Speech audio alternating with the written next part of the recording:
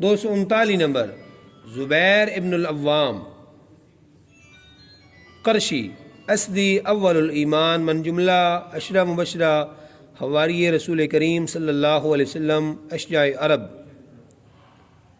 تنہا 1000 بہادر کے مقابل سمجھے جاتے تھے۔ فیاض سخی جہلیت میں 1000 غلام کے مالک تھے، مسلمان ہوتے ہی سب کو اللہ کی راہ میں آزاد کر دیا۔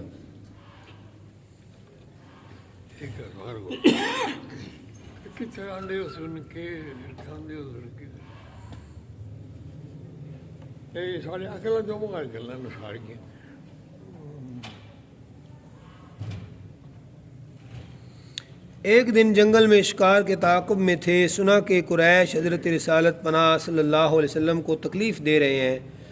خون جوش کر آیا، تیور بدل گئے، عالی خدمت میں حاضر ہو کر عرض کی حکم ہے میں ان مفسد سرغنوں کا سر اڑا دوں۔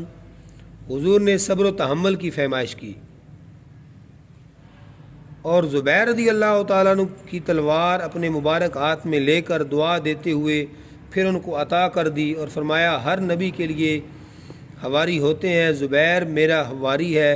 زمانہ فتن میں خلیفۃ المسلمین حضرت عثمان رضی اللہ تعالیٰ عنہ کی شہادت کے بعد جناب علی المرتضیٰ و معاویہ رضی اللہ تعالیٰ عنہما میں بڑھتے الجھاؤ کو دیکھ کر مدینہ سے مکہ میں چلے آئے۔ یہاں حضرت صدیقہ بغرض ادائے حج پہلے پہنچی ہوئی تھیں۔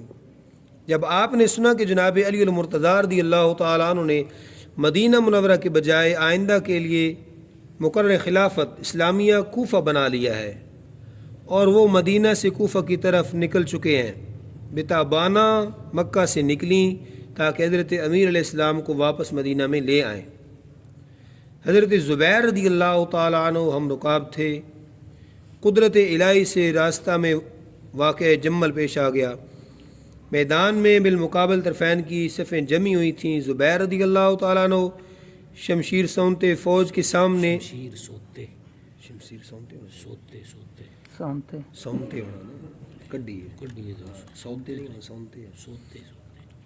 فوج کے سامنے پھر رہے تھے کہ علی المرتضیٰ رضی اللہ تعالیٰ عنہ نے آپ کو بلا لیا۔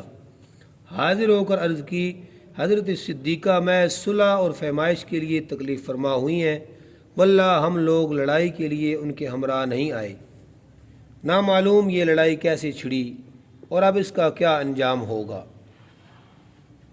حضرت امیر علیہ السلام کی ہدایت کے موافق زبیر میدان سے نکل آئے۔ وادی صبا میں دوگانہ نفل ادا فرما رہے تھے کہ سجدہ میں تھے کہ مفسدہ پرواز مروان کے اشارہ پر عمر بن جرموز و فضالہ بن جابس نے تیر چھوڑے۔ ایک تیر گھٹنے کی کھائی میں بیٹھا، آخر جناب بے ہوش ہو کر گرے۔ ابن جرموز زبیر رضی اللہ تعالیٰ عنہ کی تلوار لے کر امیر علیہ السلام کی خدمت میں حاضر ہوا۔ جناب امیر نے تلوار کو پہچان کر فرمایا میں ابن صفیہ عمہ امیر علیہ السلام کے قاتل کو دوزخ کی بشارت دیتا ہوں، اور فوراً موقع پر تشریف فرما ہو گئے۔ حضرت زبیر رضی اللہ تعالیٰ عنہ جان توڑ رہے تھے، قدسی ہاتھوں سے غبار آلود چہرے کو اپنے رومال سے صاف کیا اور گود مبارک میں لے کر فرمایا اے زبیر رضی اللہ تعالیٰ عنہ میں تجھے اس حالت میں نہیں دیکھنا چاہتا تھا، دیکھو واقع جمل۔ حضرت زبیر رضی اللہ تعالیٰ عنہ نے چند وصیتیں کیں جن کو امام نے بے کم و کاست پورا کر دیا۔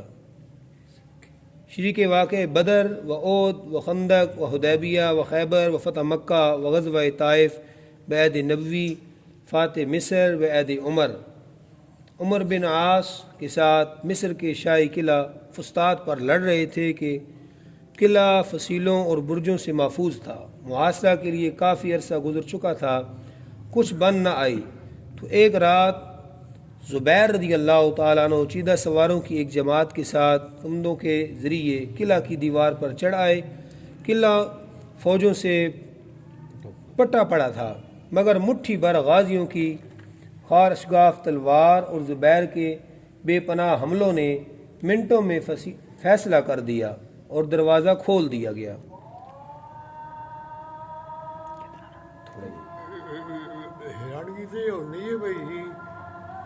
اس زمانے کتنے لوگوں کی صحت آن اتنے زخمی ہونے کے باوجود ایک مرن ماران کے کوئی لڑنے کے باوجود صحت یاب ہو کر پھر لڑائیاں ضبط سب کچھ. باہر اسلامی لشکر تیار تھا. غازی اندر گھس آئے. بے دھڑک تلوار چلنے لگی. مصری ہمت ہار چکے تھے. علم الامان نصب ہوا اور صلح ہوئی. دیکھو فتح مصر 36 ہجری میں. ابن جرموز کے ہاتھوں شہید ہو کر وادی سبا میں مدفون ہوئے. اب وہاں ایک قریہ آباد ہے، بستی. مدفن مبارک کے سامنے عالی شان جامع مسجد ہے. زبیر